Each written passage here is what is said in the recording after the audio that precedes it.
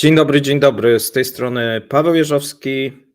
No właśnie, Mateusza nie ma wśród nas i to jest ta smutna wiadomość, od której powinienem zacząć. Wczoraj Mateusz wyszedł, do tej pory nie wrócił. Mam nadzieję, że jutro się odnajdzie i dołączy do mnie. Jak widzicie, spacery nie są wskazane. Zawsze to powtarzałem. Ja ze swej strony dziękuję wszystkim osobom, które dołączyły do dzisiejszego programu, które pomagają, wspomagają, wspierają, komentują, lajkują i udostępniają nasze materiały. Zaczynamy, słuchajcie, dzisiaj od paska. No i informacja, która zagościła na jedynkach rosyjskich mediów, czyli euro powyżej 100 rubli. Ta informacja dosyć długo nie schodziła. Wczoraj z jedynek przykryła nawet informacje na temat olbrzymiego, tak naprawdę można powiedzieć, bankructwa, pozbawienia licencji bankowej dużej firmy cypryjskiej, niedługo już nie cypryjskiej, duże zamieszanie. O tym sobie dzisiaj powiemy. Co jeszcze, jeżeli chodzi o giełdę moskiewską? RTS w sumie bez dużych zmian. Jeżeli chodzi natomiast o gaz, no to nadal dosyć niskie wartości, poniżej 24 euro za megawattogodzinę. A jeżeli chodzi, słuchajcie, o krótkie informacje, to mamy informacje z Kataru. Qatar Energy finalizuje zawarcie umowy z Sinopec, z chińskim Sinopec, drugą co do wielkości firmą naftowo-gazową w Chinach. Jeżeli chodzi o produkcję, planowane są również umowy z europejskimi koncernami, francuskim Total Energies, włoskim Eni, brytyjskim Shellem, a także amerykańskimi firmami ExxonMobil, ConocoPhillips. Wszystkie te firmy otrzymały wcześniej udziały w złożach katarskich, z których ten gaz będzie dostarczony dla odbiorców. Tak wynika z komunikatu, które przekazane zostały nam przez firmę katarską. Ja dzisiaj, słuchajcie, będę troszeczkę mniej wyświetlał, ponieważ muszę obsługiwać i wyświetlanie, i jak gdyby te wiadomości, a więc tego będzie mniej. Mateusz się odnalazł, widzę. A właśnie, gdzie ty jesteś, Mateusz? Może napisz, wytłumacz się. Mówi, że będzie o 17, jeżeli chodzi o komentarz. Ja wiem, że będziesz o 17, bo ten komentarz wcześniej nagraliśmy. Natomiast kiedy się pojawi tutaj w swoim studiu, tak to nazwijmy, nie wiemy tego. Stany Zjednoczone, słuchajcie, stoją za rozprzestrzenianiem się w Rosji niebezpiecznej rośliny inwazyjnej. Tak, czytamy w informacji z Dumy Państwowej. Chodzi o barszcz sosnowskiego. I tutaj do tej pory myślałem, że to nie jest związane z USA, ale jak widzimy i stonka, i barszcz sosnowski teraz to amerykański wymysł. Tak powiedział Timofiej Barzenow, członek Komisji Dumy Państwowej do spraw ekologii i ochrony środowiska. A więc tutaj chyba Amerykanie też w Polsce coś robili, bo my tego barszczu sosnowskiego to chyba dosyć dużo mamy. Natomiast mamy informację z Bułgarii, kierownictwo bułgarskiej elektrowni jądrowej Kosłoduj przeprowadzi pierwsze tankowanie paliwa jądrowego ze Stanów Zjednoczonych w maju tego roku. Poinformował o tym dyrektor elektrowni jądrowej. Mowa tutaj o produktach z Westinghouse. Zastąpi ono paliwo jądrowe z Rosji. Mamy informacje, słuchajcie, też z Japonii. Japoński koncern szkła AGC sprzedaje 2 swoje fabryki w Rosji. Nabywcą jest petersburski holding Adamant, właściciel kilku centrów handlowych w Petersburgu. I dalej, jeżeli jesteśmy już w Japonii, 65 japońskich firm działających w Rosji opuściło Rosję lub ograniczyło mocno pracę w Federacji Rosyjskiej. Wynika tak z badania przeprowadzonego przez Japońską Organizację Rozwoju Handlu Zagranicznego, a więc jeszcze jest co poprawiać. 35% firm nadal działa. No jest szansa, że spora część z nich opuści Rosję w tym roku. Japonia rozszerzyła również listę towarów, które władze nakazują ostrożnie dostarczać do krajów trzecich, w szczególności do Azji Centralnej, ponieważ mogą być wykorzystywane w Rosji do produkcji broni. Zaktualizowana lista produktów obejmuje m.in. maszyny sterowane numerycznie. Szwajcarskie władze, słuchajcie, utworzyły za to grupę specjalistów zajmujących się wykrywaniem naruszeń sankcji wobec Rosji i Białorusi. No i najnowsza z Niemiec już teraz informacja, którą nie wiem jak rozumieć, ale może mi pomożecie. Kanclerz Niemiec Olaf Scholz popiera rezolucję, nad którą dzisiaj będzie dyskutował Bundestag, czyli wezwanie do przekazania Ukrainie broni dalekiego zasięgu. Jednocześnie Scholz nie zmienił swojego stanowiska w sprawie nieprzekazywania Kijowowi rakiet Taurus. Tak oświadczył przedstawiciel gabinetu ministrów Stefan Heberstreit. Natomiast w Norymberdze odbywa się otwarte przesłuchanie w sprawie zbrodni wojennych Putina na ludności cywilnej, w szczególności na dzieciach. Rozprawa rozpoczęła się w sali sądowej N600, dokładnie tam, gdzie sądzono nazistów.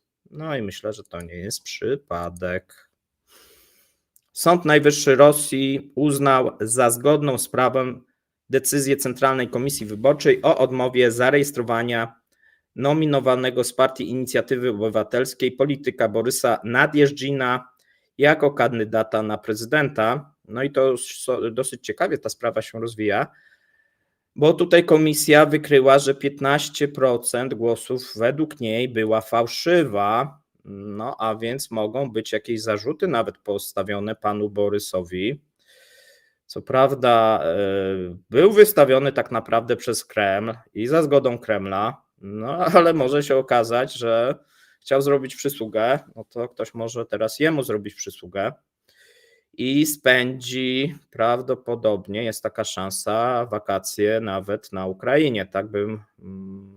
Takie głosy jak gdyby dochodzą z Rosji. Unia Europejska zatwierdziła, słuchajcie, 13 pakiet sankcji wobec Rosji. Objętych zostanie 193 firmy i osoby fizyczne. Ograniczenia dotkną struktury zajmujące się produkcją broni oraz dostarczaniem technologii i elektroniki wykorzystywanej przez rosyjskie koncerny obronne. Tutaj też były informacje, że będą sankcje, zobaczymy, sankcje wtórne na kraje spoza Rosji. Zobaczymy, kto w końcu znajdzie się na tej liście, bo jeszcze ja jej nie widziałem. 13 pakiet antyrosyjskich sankcji Unii Europejskiej tutaj zostanie wprowadzony w tym tygodniu. Czekamy na więcej szczegółów. Natomiast mamy informacje z Ukrainy. Ukraińcy są bliscy zawarcia kolejnego porozumienia z Międzynarodowym Funduszem Walutowym w sprawie pozyskania $900 milionów. Wypowiedź teraz Dimy Miedwiediewa. Aby osiągnąć cele rosyjskiej specjalnej operacji wojskowej na Ukrainie, koniecznie może okazać się dotarcie do Kijowa. Ja chciałem przypomnieć, że już raz byli, no ale widocznie trzeba teraz drugi raz. Wtedy się chyba nie udało. No ale tutaj nie mamy jeszcze piątku, mamy taką wypowiedź, warto też ją znać.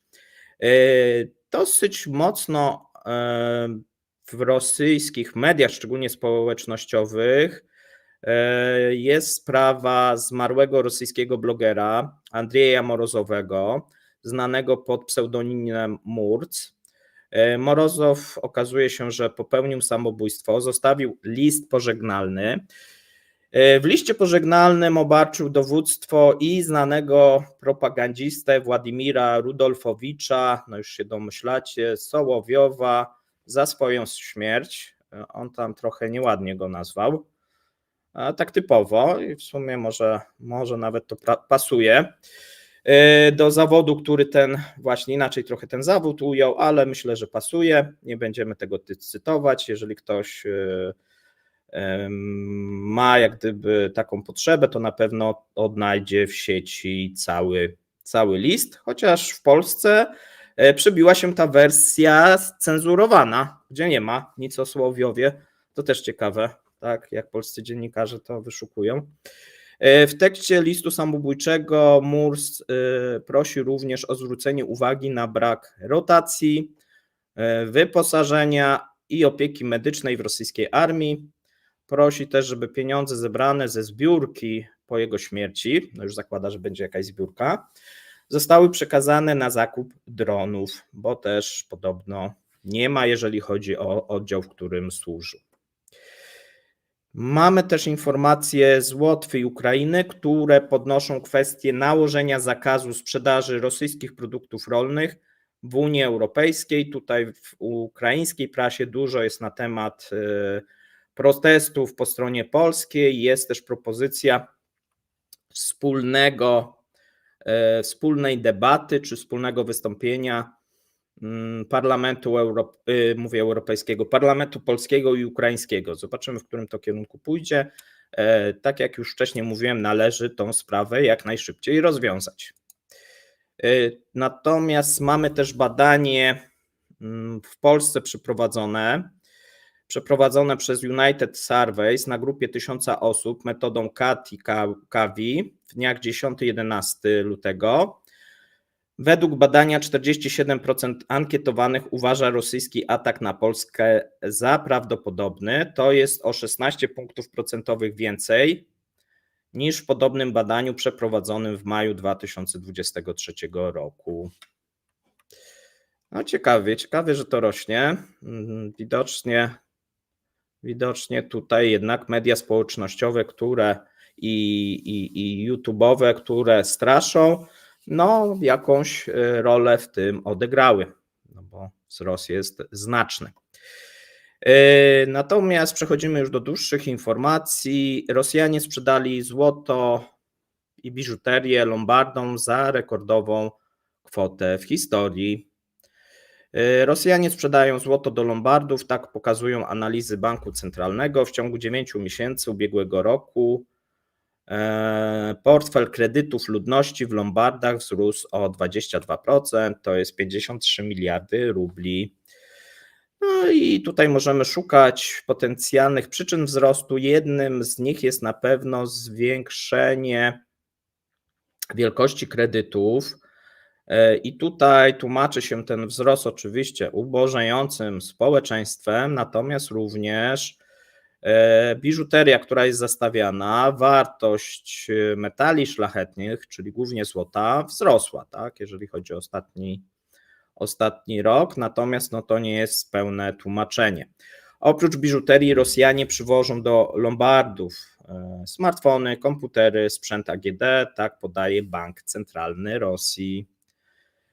Rosjanie udają się do lombardów, wyczerpawszy inne możliwości pożyczania. Rośnie zadłużenie społeczeństwa. W ciągu ostatniego roku ich zadłużenie wobec banków wzrosło, słuchajcie, o 7 bilionów rubli do 37. No to jest duży wzrost, ponad 20%.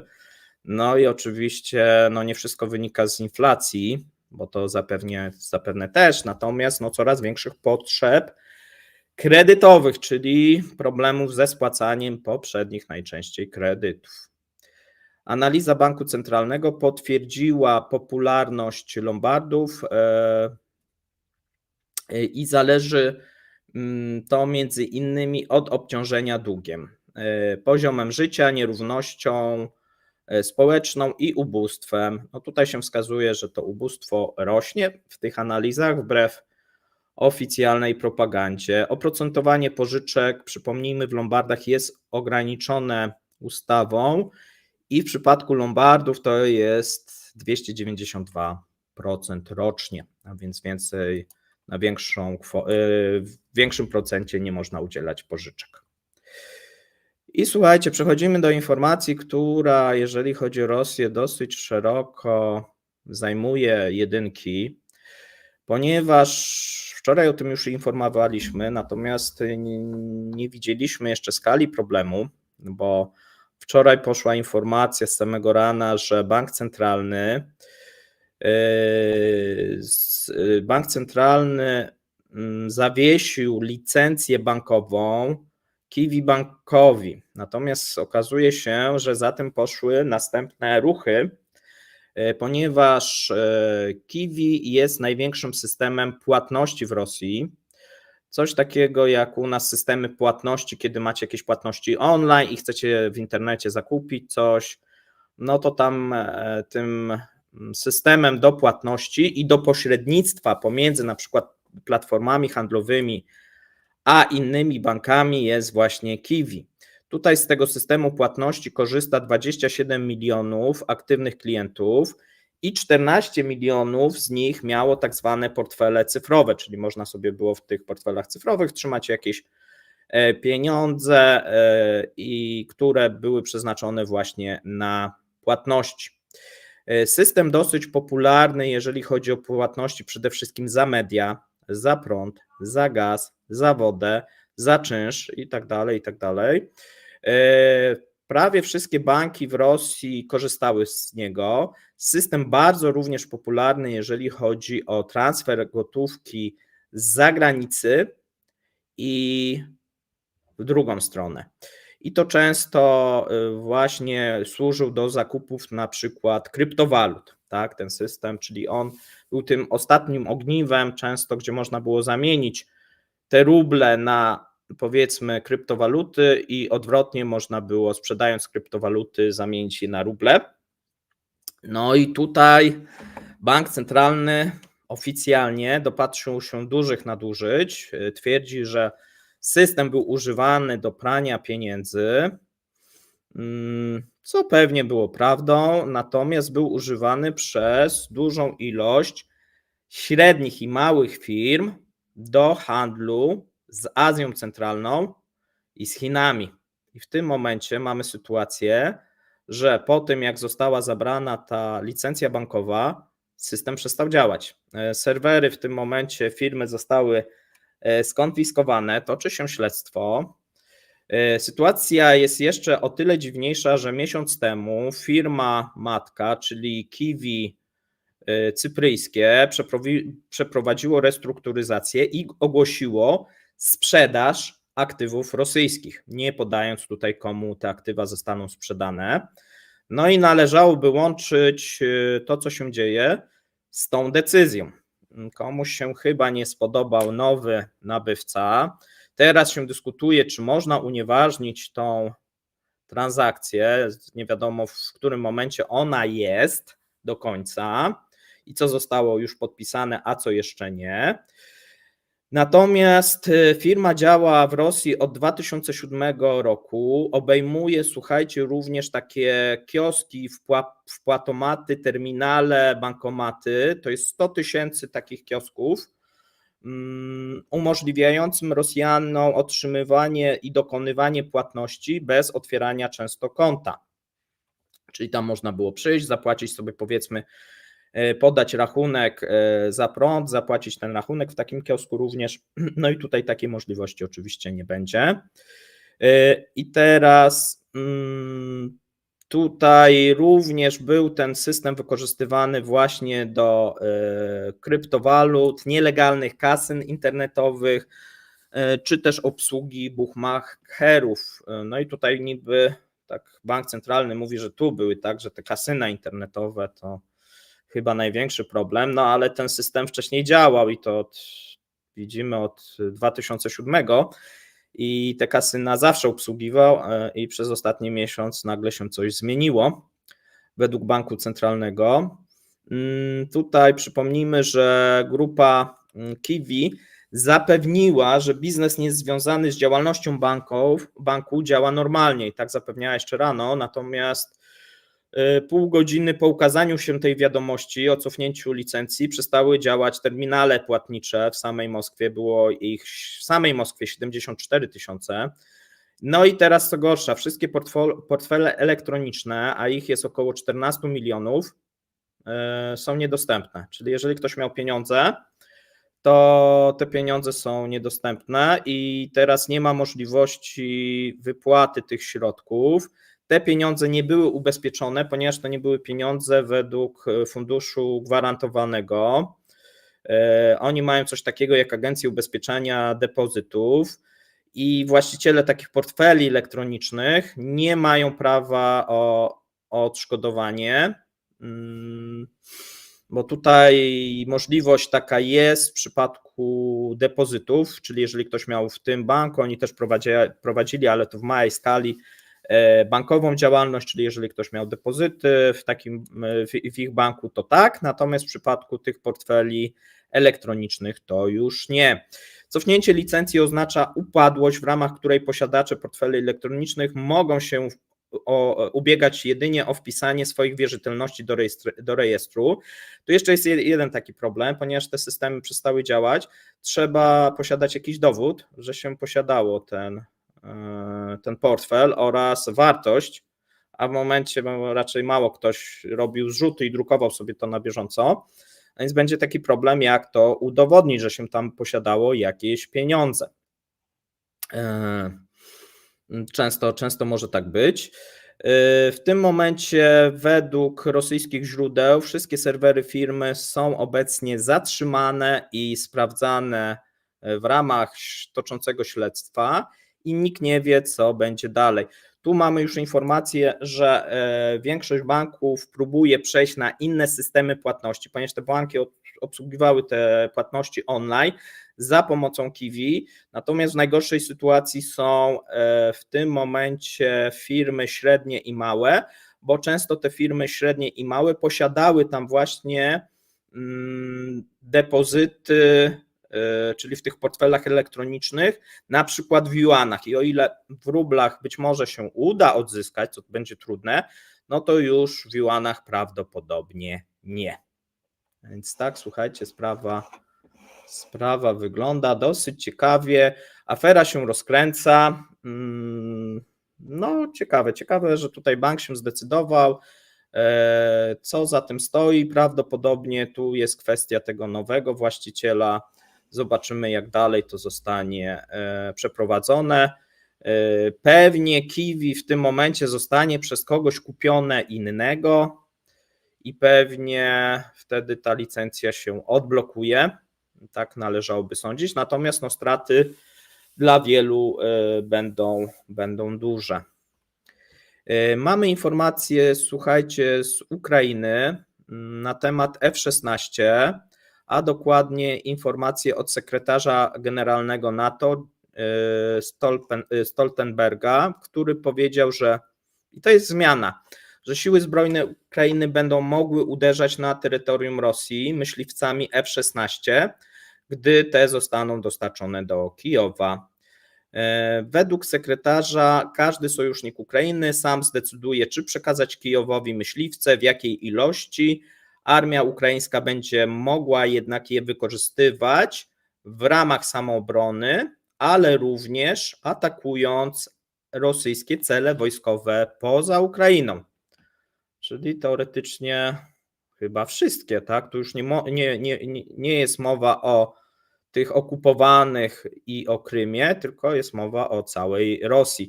Duża zmiana, słuchajcie, ciekawe czy również inne, no bo do tej pory, jeżeli chodzi o ostrzał artyleryjski i krótkiego i dalekiego zasięgu, teoretycznie Ukraińcy nie mogli ostrzeliwać terytorium Rosji, być może to się również zmieni.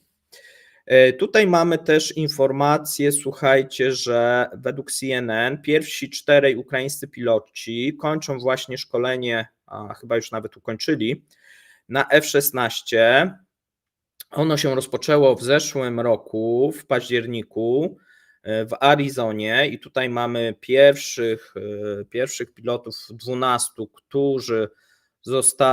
którzy ukończyli, natomiast pozostali piloci szkolą się w tym momencie w Wielkiej Brytanii, w Rumunii i w Danii. Mamy informację, że Holandia, Dania, Norwegia obiecały przekazać Ukrainie amerykańskie myśliwce w zeszłym roku i tak, Holandia ma dostarczyć 18 samolotów, Dania 19, Norwegia nie sprecyzowała. Stany Zjednoczone zobowiązały się również do zatwierdzenia transferu samolotów zaraz po zakończeniu szkolenia pilotów, no czyli 12, tak z tego co rozumiem. Rzecznik Sił Powietrznych Ukrainy zaznaczył, że sytuacja na polu bitwy mogą zmienić dopiero 2 eskadry F-16, czyli 24 sztuki. No i przynajmniej takiej ilości spodziewamy się jeszcze w tym roku. Zobaczymy, kiedy to będzie.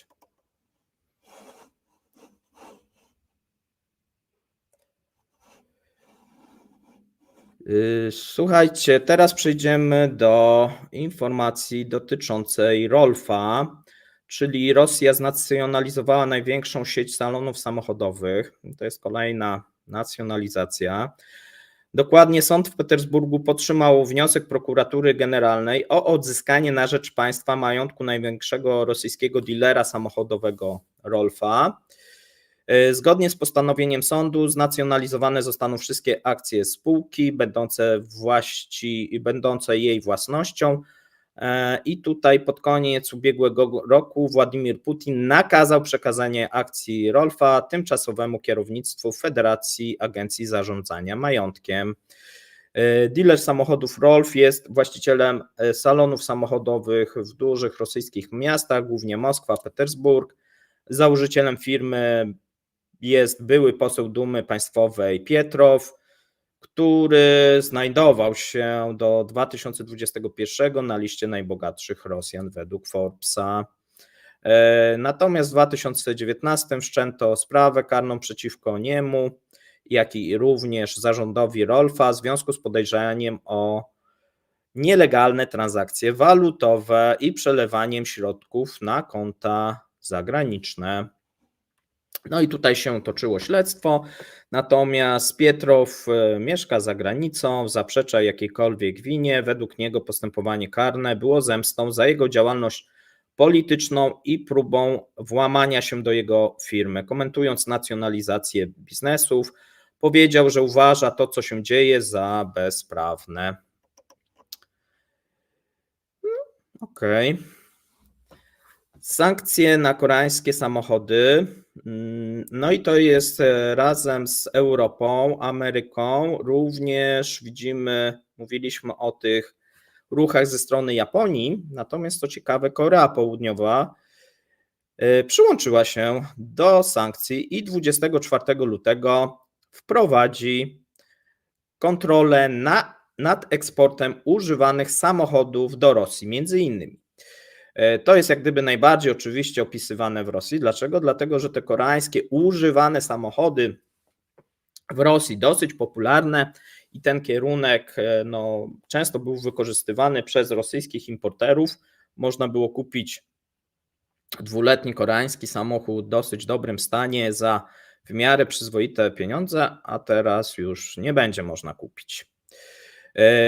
Czy to jest dotkliwe dla rynku rosyjskiego? Oddajmy głos panu Romanowi Zupko, który twierdzi, że jest dotkliwe. To jest redaktor naczelny magazynu Dwiszok. Uważa, że zakup wielu popularnych modeli będzie po prostu niemożliwy.